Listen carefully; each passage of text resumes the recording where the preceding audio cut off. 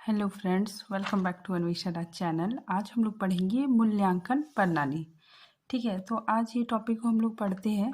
ठीक है, इसके बाद इसके जो नेक्स्ट वीडियो आएगा, ठीक है, उसमें हम लोग मूल्यांकन के तत्व और उसके मूल्यांकन के प्रकारों को देखेंगे। ठीक है, तो पहले आज हम लोग मूल्यांकन प्रणाली पूरे विस्तार से पढ़ लेते हैं। ठीक है, उसके बाद फिर इसके तत्व और प्रकार के बारे में पढ़ेंगे। ठीक है, ताकि आपको मतलब ईज़ी लगेगा। ठीक है, अगर हम डायरेक्ट तत्व और प्रकार पढ़ाएँगे तो आप लोगों को समझ में नहीं आएगा। ठीक है, पहले हम लोग समझते हैं कि मूल्यांकन प्रणाली क्या है। ठीक है, तो ये टॉपिक हमारे सिलेबस में है, तो इस टॉपिक को हम लोग पूरे विस्तार से पढ़ेंगे। ठीक है, चलिए आइए पढ़ना स्टार्ट करते हैं। देखिए मूल्यांकन प्रणाली। ठीक है, सबसे पहले समझते हैं कि मूल्यांकन प्रणाली क्या होता है।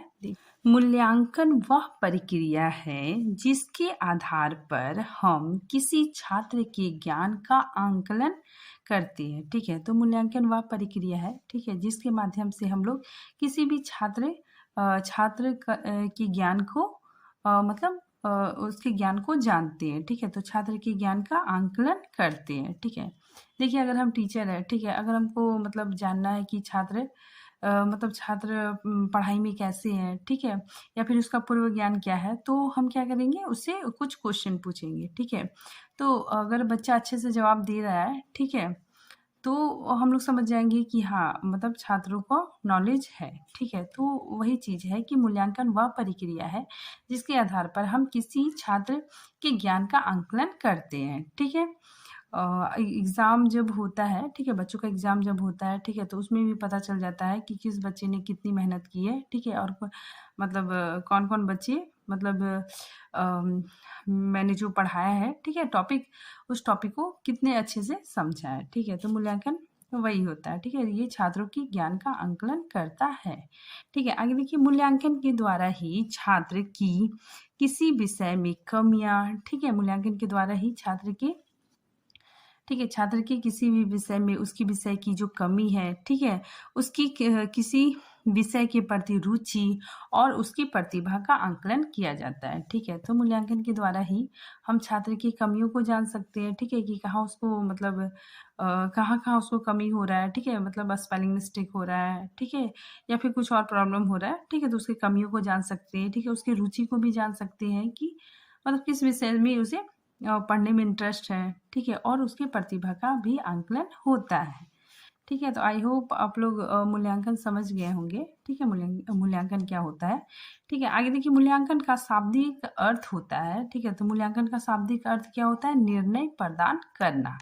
ठीक है, फिर आगे देखिए मूल्यांकन एक क्रमिक प्रक्रिया है। ठीक है, मतलब ये क्रम से चलता है। ठीक है, तो मूल्यांकन एक क्रमिक प्रक्रिया है। ठीक है, जो संपूर्ण शिक्षा प्रणाली का एक महत्वपूर्ण अंग है। ठीक है, तो देखिए मूल्यांकन क्या है, संपूर्ण शिक्षा प्रणाली का एक अंग है। ठीक है, मान लीजिए जो एजुकेशन सिस्टम है, ठीक है, उससे अगर एग्ज़ाम को हटा दिया जाएगा तो मतलब वो बेकार लगेगा। ठीक है, तो इसीलिए यहाँ बताया जा रहा है कि संपूर्ण शिक्षा प्रणाली का एक महत्वपूर्ण अंग है। ठीक है, यह शिक्षा के उद्देश्यों से घनिष्ठ रूप से संबंधित है। ठीक है, तो मूल्यांकन शिक्षा के उद्देश्यों से मतलब बहुत घनिष्ठ रूप से संबंधित है, घनिष्ठ रूप से जुड़ा हुआ है। अब आगे देखिए शिक्षा के क्षेत्र में, ठीक है, शिक्षा के क्षेत्र में सिर्फ मतलब विद्यार्थी का ही मूल्यांकन नहीं होता है। ठीक है, मतलब जो मतलब शिक्षा के क्षेत्र में देखिए, शिक्षा के क्षेत्र में सिर्फ विद्यार्थी का ही मूल्यांकन नहीं होता है। ठीक है,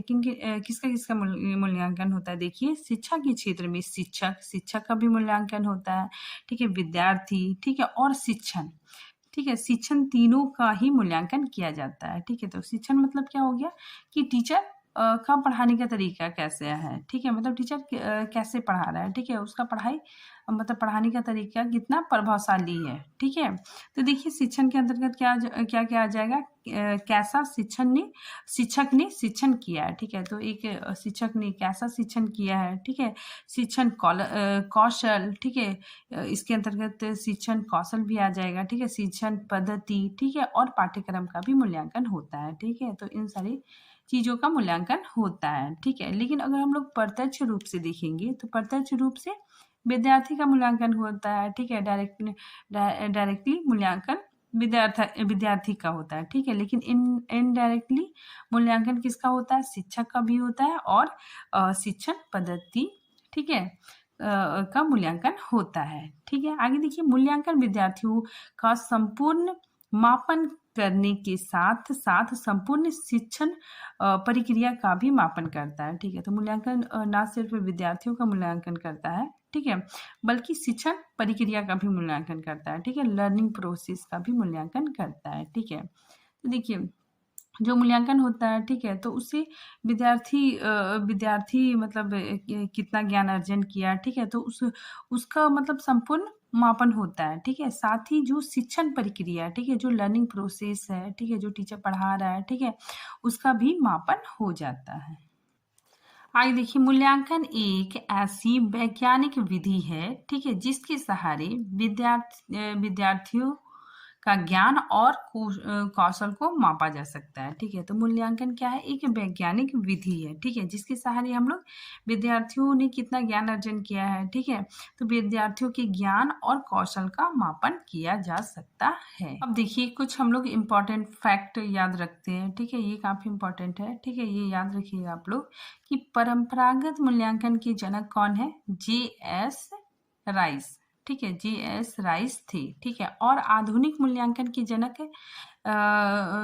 कौन माने जाते हैं? B.S. टेलर भी देखिए, ये शिक्षा शास्त्री है, ठीक है। तो टेलर प्रारंभिक लेखकों में से एक थे, ठीक है, जिन्होंने वस्तुनिष्ठता आधारित मूल्यांकन का समर्थन किया, ठीक है। आगे देखिए, मूल्यांकन एक सतत प्रक्रिया है, ठीक है, तो देखिए ये काफी इंपॉर्टेंट है, ठीक है, याद रखिएगा आप लोग कि मूल्यांकन क्या है? एक सतत प्रक्रिया है, ठीक है, जो शैक्षिक उद्देश्यों की सीमा निर्धारित करता है, ठीक है, और छात्रों की प्रगति के असर को जानने के लिए शिक्षक की सहायता करता है, ठीक है। मतलब जो शिक्षार्थी है, जो छात्र है, ठीक है, उसकी प्रगति का स्तर, ठीक है, कि बच्चा अब धीरे धीरे मतलब उसका नॉलेज बढ़ता जा रहा है, ठीक है, या फिर उसका ग्राफ गिरता जा रहा है, ठीक है, तो इसका पता करने में मूल्यांकन शिक्षक की मदद करता है, ठीक है। इसीलिए यहाँ पे लिखा हुआ है कि छात्रों की प्रगति के स्तर को जानने के लिए शिक्षक की सहायता करता है, ठीक है। आगे देखिए, इसके अलावा मूल्यांकन को व्यापक सामाजिक एवं निर्णयात्मक प्रक्रिया भी कहा जाता है, ठीक है। तो मूल्यांकन क्या है? ये व्यापक सामाजिक और इससे मतलब निर्णय, ठीक है,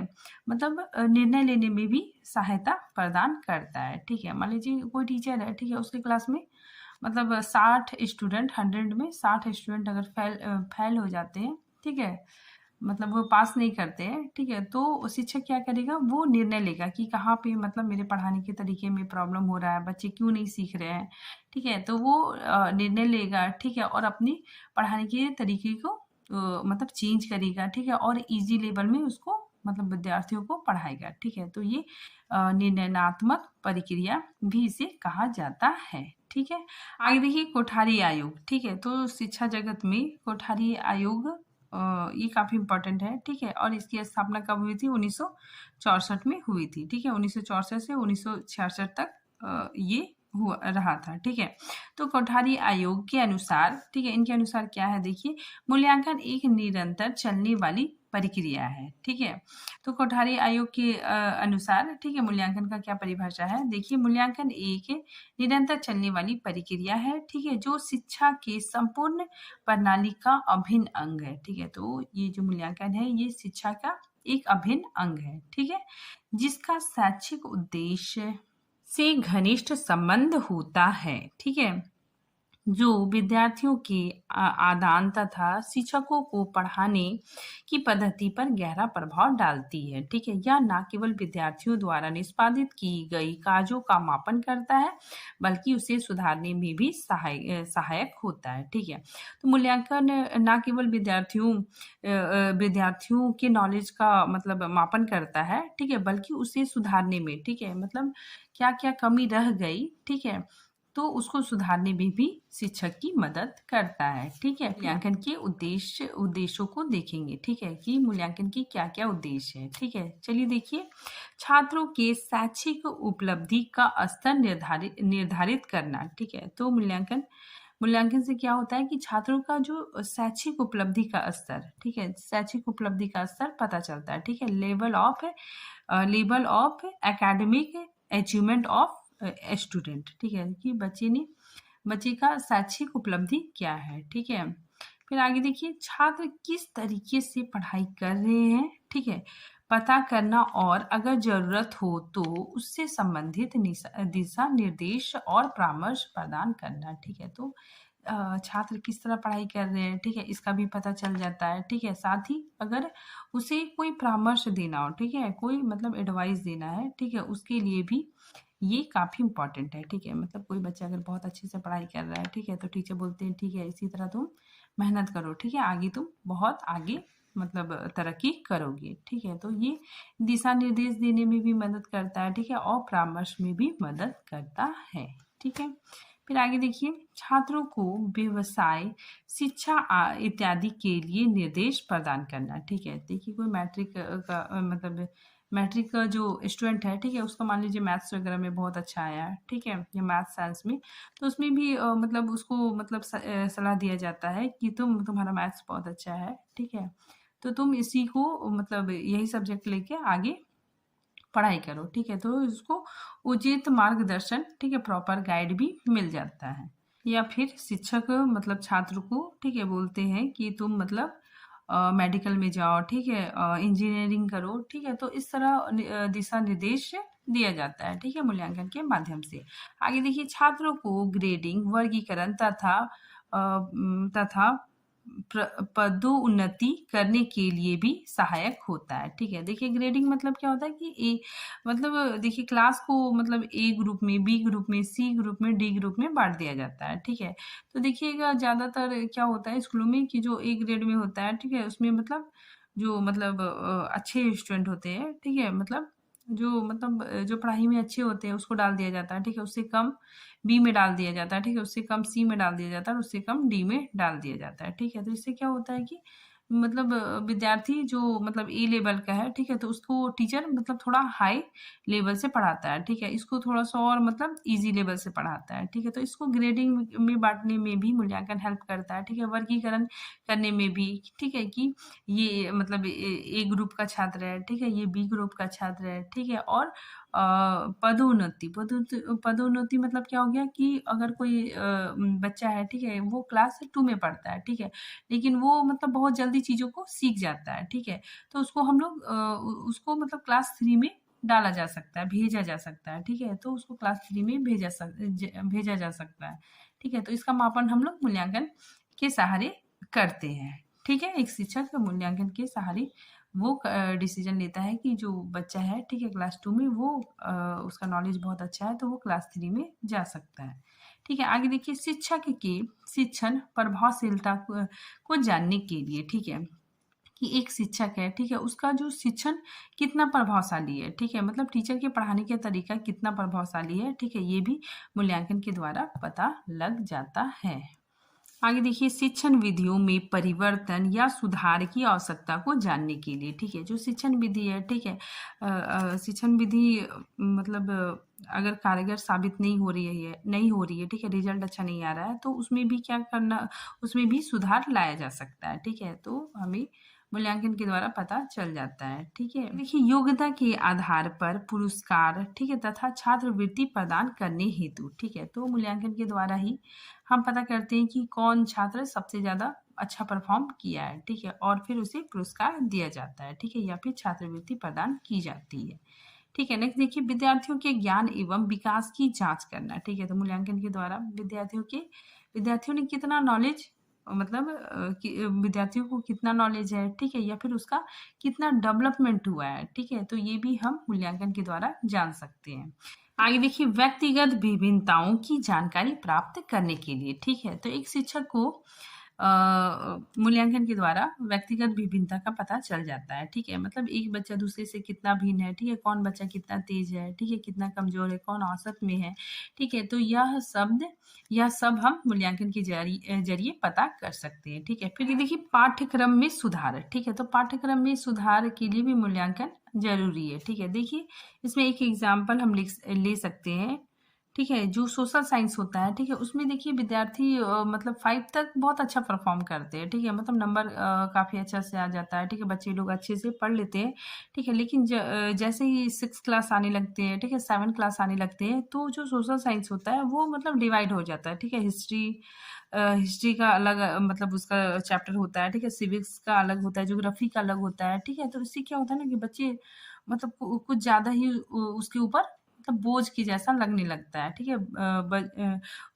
और उसमें मतलब क्या होता है ना कि लैंग्वेज भी थोड़ा-सा कठिन कर दिया जाता है, ठीक है, इसी वजह से आप लोग देखिएगा कि सोशल साइंस में बच्चे का मतलब परफॉर्मेंस अच्छा नहीं होता है, ठीक है, तो इस चीज़ को ध्यान में रखते हुए भी पाठ्यक्रम में सुधार लाया जा सकता है। शिक्षण सहायक सामग्री की उपादेयता की जानकारी, ठीक है, तो देखिए शिक्षण सहायक सामग्री से भी पता चल जाता है कि जो शिक्षण सामग्री है, ठीक है, वो कितना कारगर साबित हो रहा है, ठीक है, कितना महत्वपूर्ण साबित हो रहा है, ठीक है। फिर देखिए प्रमाण पत्र प्रदान करना, ठीक है, मूल्यांकन के द्वारा ही बच्चों को रिपोर्ट कार्ड मिल जाता है, ठीक है।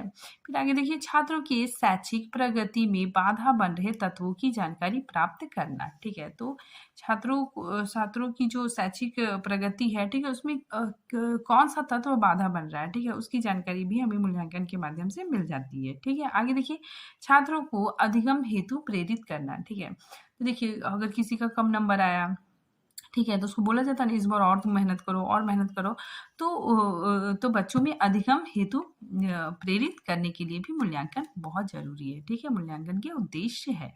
फिर आगे देखिए शिक्षक, शिक्षण पद्धति, पाठ्यवस्तु, पुस्तक, ठीक है, तथा अन्य शैक्षिक साधनों की उपयुक्तता की जाँच करना, ठीक है, तो इन सारी चीज़ों का भी जाँच होता है, ठीक है, मूल्यांकन के माध्यम से।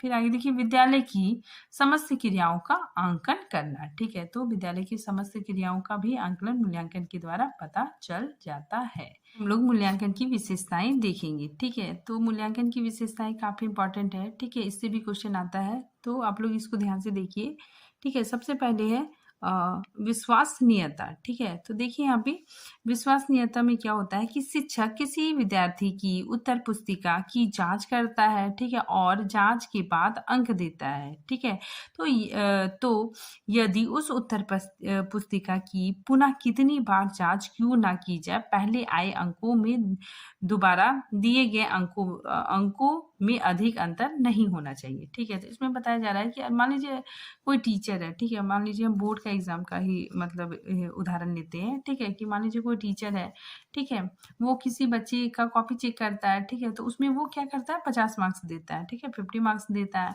ठीक है, तो बच्चे को मतलब सेटिस्फाई नहीं होता है, ठीक है, उसको सेटिस्फेक्शन नहीं होता है, तो वो फिर से रीचेक करवाता है, तो रीचेक करवाने के बाद जो दूसरा शिक्षक मतलब उसके कॉपी को चेक करता है, तो उसमें उसका 80 मार्क्स आ जाता है, ठीक है, तो इसमें क्या है विश्वसनीयता नहीं है, ठीक है। देखिए इसमें मतलब अगर कोई भी टीचर चेक करे तो 1-2 नंबर का मतलब 1-2 नंबर का डिफरेंट हो सकता है, ठीक है, लेकिन इतना ज़्यादा फर्क नहीं होना चाहिए, ठीक है। तो क्या होना चाहिए जो उत्तर पुस्तिका है उसमें उसमें क्या होना चाहिए मतलब अंकों में अधिक अंतर नहीं होना चाहिए, ठीक है, तो ये मूल्यांकन की विशेषता है कि विश्वसनीयता। अतः हम कह सकते हैं कि यदि एक समान परिस्थिति में किसी प्रश्न, ठीक है, परीक्षण या फिर परीक्षा का उत्तर पूर्णतः एक ही प्रकार का होगा, ठीक है, तो ऐसा मापन विश्वसनीयता कहलाएगा, ठीक है। मूल्यांकन में विश्वसनीयता एक महत्वपूर्ण विशेषता है।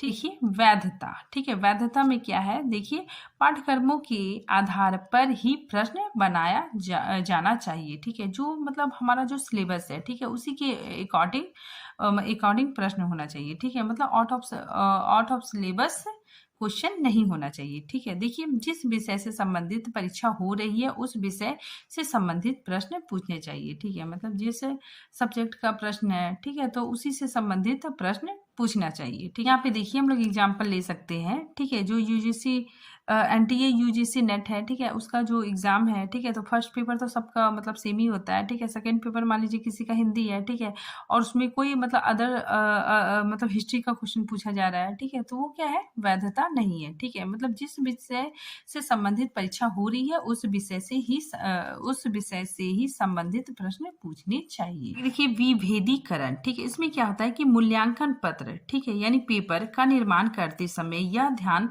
रखा जाए कि पेपर तीनों स्तरों, ठीक है, प्रतिभाशाली, औसत, मंद बुद्धि के विद्यार्थियों के अनुकूल हो, ठीक है। मतलब जो क्वेश्चन पेपर बनाया जा रहा है, ठीक है, उसमें मतलब ऐसा क्वेश्चन मतलब बनाया जाए, ठीक है, जिसमें मतलब प्रतिभाशाली बच्चे, ठीक है, औसत और मंद बुद्धि, ठीक है, ये तीनों विद्यार्थी मतलब अच्छे से क्वेश्चन का हल कर सके, ठीक है, मतलब तीनों के अनुकूल हो, ठीक है।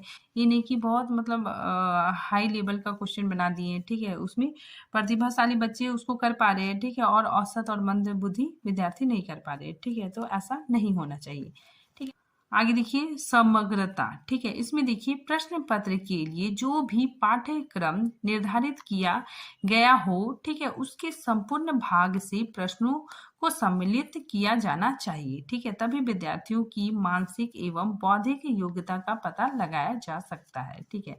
इसमें बोला जा रहा है कि जो प्रश्न पत्र है, ठीक है, उसका जो पाठ्यक्रम निर्धारित किया है, ठीक है, उससे संपूर्ण, ठीक है, उसके संपूर्ण भाग से प्रश्न आने चाहिए, ठीक है। जैसे देखिए एग्जाम्पल हम लेते हैं, ठीक है, एनटीए यूजीसी नेट है, ठीक है, उसमें जो 10 यूनिट है, ठीक है, जो हमारा पेपर 1 जो अभी हम लोग पढ़ रहे हैं, ठीक है, उसका जो 10 यूनिट है, ठीक है, तो उसमें मतलब 10 यूनिट से क्वेश्चन आने चाहिए, ठीक है। ऐसा नहीं कि 5 यूनिट से क्वेश्चन आया, ठीक है, 5 यूनिट से क्वेश्चन नहीं आया, ठीक है, तो ऐसा नहीं होना चाहिए, ठीक है। नेक्स्ट देखिए वस्तुनिष्ठता, ठीक है, देखिए वस्तुनिष्ठता में क्या है, वस्तुनिष्ठता से तात्पर्य मूल्यांकन, ठीक है, अथवा प्रश्नों के ऐसे स्वरूप से है जिसका उत्तर एक ही हो, ठीक है, जिससे मूल्यांकन का उद्देश्य स्पष्ट हो, ठीक है। तो इसमें बताया जा रहा है जो क्वेश्चन का पैटर्न हो वो वस्तुनिष्ठ प्रश्न हो, ठीक है, बहु वैकल्पिक प्रश्न हो, ठीक है, मतलब एमसीक्यू टाइप का मतलब क्वेश्चन हो, ठीक है, उससे सबका आंसर मतलब जो सही आंसर है, ठीक है, वही होगा, ठीक है, इससे मूल्यांकन का उद्देश्य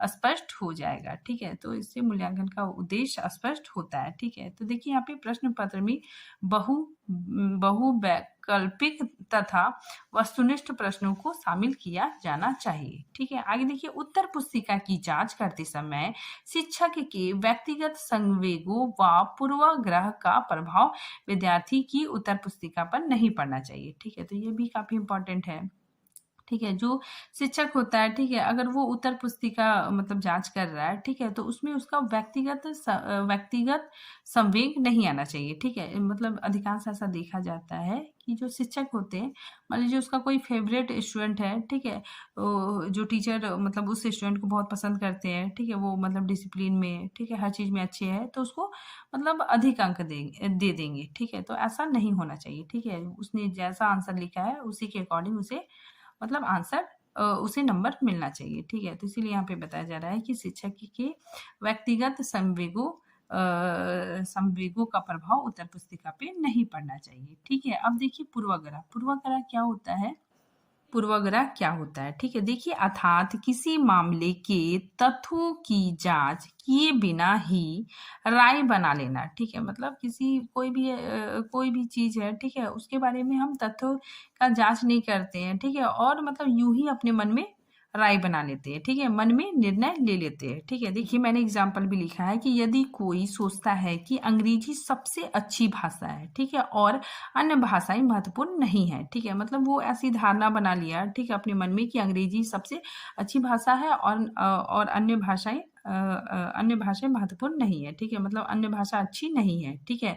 तो वह अन्य भाषाओं को नकारात्मक रूप से वो अंकन करने लगेगा, ठीक है, मतलब अन्य भाषाओं को वो नकारात्मक रूप से देखने लगेगा, ठीक है। नतीजा क्या होगा कि वह उन लोगों का सम्मान नहीं करेगा जो अंग्रेजी के अलावा अन्य भाषा बोलते हैं, ठीक है। तो आई होप आप लोग समझ गए होंगे कि पूर्वाग्रह क्या होता है। तो पूर्वाग्रह का प्रभाव भी विद्यार्थियों के उत्तर पुस्तिका पे नहीं पड़ना चाहिए। इसीलिए यहाँ पे कहा गया है कि शिक्षक के व्यक्तिगत संवेगों और पूर्वाग्रह का प्रभाव विद्यार्थियों के उत्तर पुस्तिका पे नहीं पड़ना चाहिए। देखिए मानकता, ठीक है, मानकता यहाँ पे क्या है कि मान लीजिए मतलब जो नंबरिंग है, ठीक है, उसको भी मानकता प्रदान करना चाहिए, ठीक है। जैसे देखिए पासिंग मार्क्स कितना है, 33% आना चाहिए, ठीक है। फर्स्ट डिवीजन कितना हो गया, 60% में आना चाहिए, ठीक है। तो ये मानकता होनी चाहिए, ठीक है। देखिए प्रश्न पत्र एक निश्चित मानक पर आधारित हो, ठीक है। जैसे उत्तीर्ण उत्तीर्ण होने के लिए, ठीक है, या पास होने के लिए 33 अंक होने चाहिए, ठीक है। और प्रथम श्रेणी के लिए 60% अंक अनिवार्य होना चाहिए, ठीक है। नेक्स्ट देखिए वैज्ञानिकता, ठीक है। देखिए मूल्यांकन सत्यता, यथार्थता, ठीक है, वैधता, व्यवहारिकता एवं वस्तुनिष्ठता के गुणों एवं लक्षणों के अनुकूल होने पर वैज्ञानिक दृष्टिकोण से पूर्ण हो सकता है, ठीक है। तो ये सारी चीजें होने से वो ये सारी चीजें होने से वो पूरी तरह से वैज्ञानिक दृष्टिकोण से पूर्ण हो सकता है, ठीक है। और प्रश्नों के निर्माण में भी वैज्ञानिकता होनी चाहिए, ठीक है। आगे देखिए व्यवहारिकता, ठीक है। व्यवहारिकता में क्या है, देखिए मूल्यांकन प्रक्रिया सुविधाजनक व व्यवहारिक होना चाहिए, ठीक है। तो मूल्यांकन प्रक्रिया कैसा होना चाहिए, सुविधाजनक और व्यवहारिक होना चाहिए, ठीक है। प्रश्न पत्र ऐसे हो जिसमें समय व धन की बचत हो, ठीक है। देखिए इसमें मतलब समय व धन की बचत हो, ठीक है। साथ ही प्रश्न पत्र की गुणवत्ता, कागज स्वरूप का भी ध्यान रखा जाए, ठीक है। देखिए इसमें मूल्यांकन में समय का भी ध्यान रखना चाहिए, ठीक है। ऐसा नहीं कि 3 घंटे का क्वेश्चन पेपर बना है, ठीक है, बच्चे 3 घंटे में मतलब कंप्लीट नहीं कर पाए, ठीक है, 4 घंटा लग रहा है, ठीक है, 5 घंटा लग रहा है, ठीक है। तो ऐसा भी नहीं होना चाहिए, ठीक है। क्वेश्चन पेपर ऐसा तैयार होना चाहिए कि 3 घंटा में हो जाए, ठीक है। या फिर कभी कभी ऐसा भी होता है कि 3 घंटे का समय है तो बच्चे उसको 2 घंटा में ही कंप्लीट कर रहे हैं, ठीक है। तो ऐसा भी नहीं होना चाहिए, ठीक है। समय के अकॉर्डिंग ही प्रश्न पत्र तैयार करने चाहिए, ठीक है। फिर धन की भी बचत होनी चाहिए, ठीक है। जो प्रश्न पत्र की गुणवत्ता है, ठीक है, मतलब कागज भी मतलब कागज की क्वालिटी भी मतलब ठीक ठाक होना चाहिए, ठीक है। मतलब बहुत ज़्यादा हाई क्वालिटी का भी कागज नहीं होना चाहिए, ठीक है, जो उत्तर पुस्तिका है, ठीक है। और बहुत मतलब कम क्वालिटी का भी नहीं होना चाहिए, ठीक है, कि बच्चे लिख रहे हैं तो पूरा पेज फट रहा है, ठीक है। तो ऐसा भी नहीं होना चाहिए, ठीक है। तो इसमें यही बताया जा रहा है कि साथ ही प्रश्न पत्र की गुणवत्ता, ठीक है, कागज स्वरूप का भी ध्यान रखा जाए। आगे देखिए ये जो मूल्यांकन है, ठीक है, ये क्या है, सतत प्रक्रिया है, ठीक है। ये याद रखिएगा आप लोग, मूल्यांकन क्या है, सतत और व्यापक प्रक्रिया है, ठीक है। तो देखिए सतत प्रक्रिया है, ठीक है, शिक्षण की प्रक्रिया निरंतर चलता रहता है, ठीक है। सतत प्रक्रिया मतलब क्या हो गया, यह निरंतर चलता रहता है, ठीक है। शिक्षण में जो मूल्यांकन की प्रक्रिया है, ठीक है, ये निरंतर चलता रहता है, ठीक है। और साथ ही यह जानने के लिए कि विद्यार्थी कितना सीख रहा है, ठीक है, मूल्यांकन प्रक्रिया निरंतर करता रहता है, ठीक है। तो मूल्यांकन क्या होता है, विद्यार्थियों का निरंतर मूल्यांकन करता रहता है, ठीक है। फिर आगे देखिए व्यापक प्रक्रिया, यह व्यापक प्रक्रिया भी है, ठीक है। यहाँ पर विद्यार्थियों के तीनों पहलू का मूल्यांकन किया जाता है, ठीक है। तो देखिए विद्यार्थी के तीनों पहलू का मूल्यांकन किया जाता है, कौन कौन, ज्ञानात्मक, भावनात्मक और क्रियानात्मक, ठीक है। ये तीनों पक्षों का मूल्यांकन किया जाता है, ठीक है। क्रियानात्मक मतलब क्या हो गया, उसके स्किल का, ठीक है। अतः यह एक प्रक्रिया है, ठीक है, यह एक व्यापक प्रक्रिया है, ठीक है। फिर नेक्स्ट यह निर्णयात्मक प्रक्रिया है, ठीक है, जिसके आधार पर निर्णय लिया जा सकता है, ठीक है। तो मैंने जो बताया कि विद्यार्थी अच्छा परफॉर्म नहीं कर रहे हैं, ठीक है, तो टीचर क्या करेगा, अपनी पढ़ाने के तरीकों को चेंज करेगा, ठीक है। तो वो ये क्या है, एक निर्णयात्मक प्रक्रिया है, ठीक है। फिर देखिए यह विद्यार्थी केंद्रित होता है, ठीक है। तो ये क्या होता है, मूल्यांकन विद्यार्थी केंद्रित होता है, ठीक है। आगे देखिए सहकारी प्रक्रिया, यहाँ कई लोगों का मूल्यांकन एक साथ होता है, ठीक है। सहकारी मतलब एक साथ, ठीक है। तो इसमें विद्यार्थी का ही मूल्यांकन नहीं होता है, ठीक है, बल्कि इसमें कई लोगों का मूल्यांकन होता है, ठीक है। इसमें टीचर का भी मूल्यांकन होता है, स्टूडेंट का भी मूल्यांकन होता है, ठीक है, टीचिंग मेथड का भी मूल्यांकन होता है, ठीक है। तो आज ये टॉपिक यहीं पे खत्म होता है, ठीक है। नेक्स्ट टॉपिक में हम लोग मूल्यांकन के तत्व और उसके प्रकारों को पढ़ेंगे, ठीक है। तब तक के लिए थैंक यू।